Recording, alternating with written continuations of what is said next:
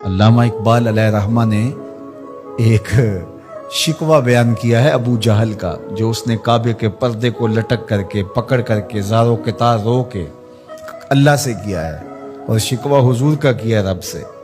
ابو جہل نے کہا کہ اس نے قریش کی عزت کو، ہمارے تفاخر کو خاک میں ملا دیا ہے، اور میرا سینہ بڑا زخمی ہو گیا ہے۔ در نگاہ او یکے بالاؤ پست، با غلام خیش بر یک خان نشست، کہ اس کی تو نظر میں اونچ نیچ ہے ہی نہیں، یہ تو غلام کے ساتھ بیٹھ کے کھانا کھا لیتا ہے۔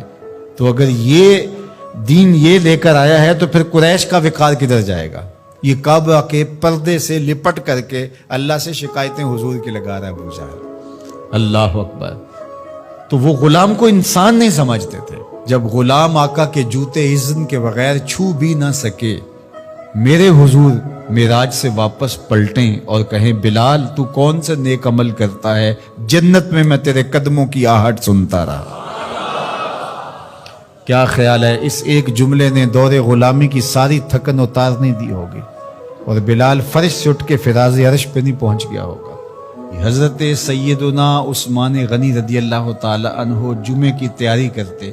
جمعے کی تیاری ہوتی ہے غسل کیا جائے، کپڑے بدلے جائیں، تیل لگایا جائے، خوشبو لگائی جائے، تو تیاری میں ایک شامل یہ تھی غلام آزاد کیا جائے، ہر جمعے کو ایک غلام آزاد کیا۔ حضرت عبد الرحمن بن عوف رضی اللہ تعالی عنہ نے حضور کی دی گئی ترغیب سے زندگی میں 30,000 غلام آزاد کیے۔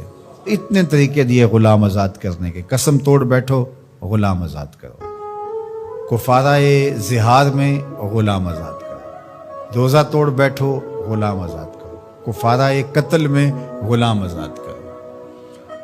ویسے ترغیب دی تو آج دیکھتے ہیں کہ غلام نہیں ہے۔ اسلام نے اتنے طریقے دیے، کافر کو بھی آزاد کرنے کا ثواب ہے، مومن کو بھی آزاد کرنے کا ثواب ہے۔ لازمی نہیں کہ مسلمان غلام کو آزاد کرو، کافر غلام ہے تو اس کو بھی آزاد کرو، اس کا بھی تمہیں ثواب ملے گا۔ ایک جان کو آزاد کرنا ہے۔ اور پھر ہوا کیا کہ مسلمانوں نے غلام آزاد کرنے شروع کر دیے۔ آدھی دنیا غلاموں سے بری ہوئی تھی، آدھی آقاؤں سے بری ہوئی تھی۔ اب غلام آزاد ہو گئے اور وہ امتیاز بندہ و آقا ختم ہو گیا۔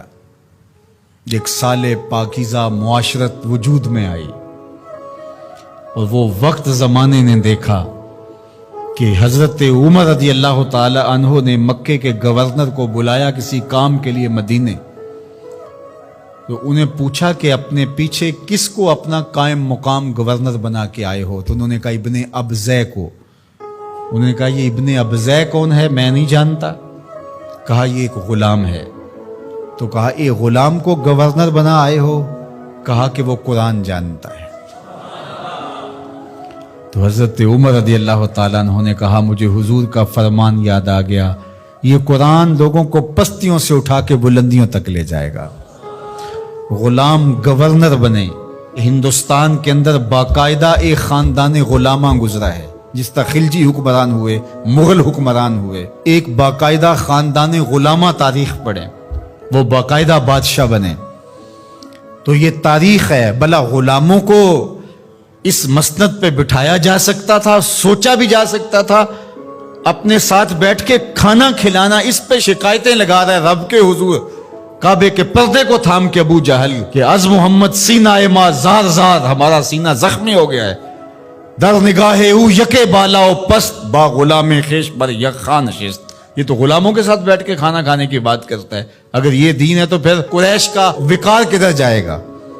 لیکن حضور نے غلاموں کو عزت دی، ان کو وقار دیا۔ اللہ اکبر۔ انسانیت آزاد ہی میلاد والے رسول کے صدقے سے ہوئی۔